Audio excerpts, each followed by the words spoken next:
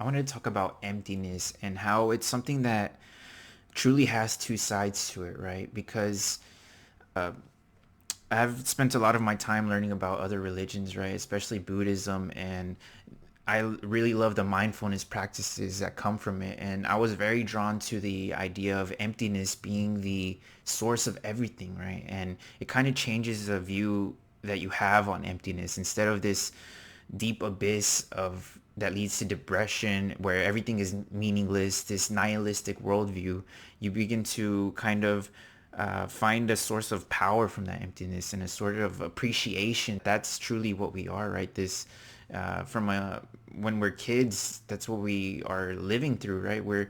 We are essentially empty as young kids, and we are able to just appreciate and enjoy everything that life has to offer at that point, because everything's new to us. Everything is full of energy. Everything is bright and loving, right? It depends on your childhood as well, right?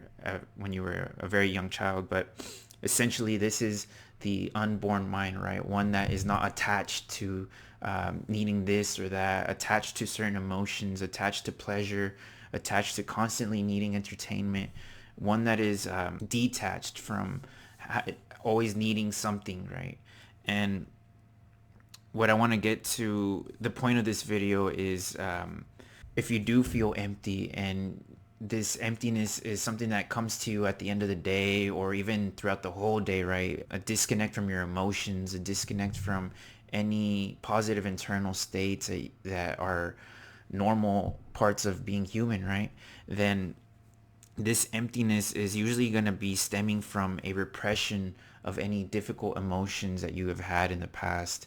And whenever I start to dig into this with people when they're sitting in front of me right through a session, I find that there's usually an explosion that happens where these things have been bottled up for so long that whenever they find a place that's safe and comforting and it's okay to have to talk about these things, they just find themselves letting it all out or letting it out in through one behavior, whether it's crying or whether it's anger, whether it's sudden realizations that they have.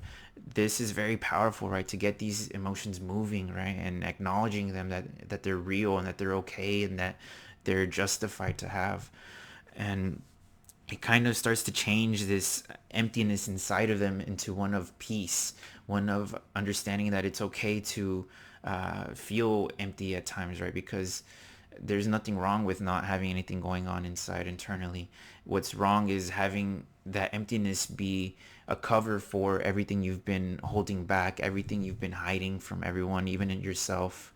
And this is sort of just a video to motivate you to get these things out of you, right? To find a way to express yourself, to find a way to move these emotions out of you so you don't have them bottled up inside of you, causing all these different symptoms, right? From physical ones where I've seen people have constant neck pains or tension all over their body, uh, being ill all of the time, which is a repressed immune system that can also come from stress and nerves due to those repressed emotions, right?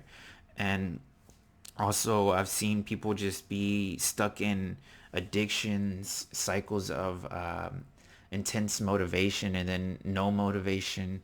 There's so many different things that can stem from this. So uh, if there's something in your life that you don't know why it's happening or why you've been stuck with it for so long, this could be a very good thing to look into, right? These feelings of emptiness and what you could be repressing inside of yourself.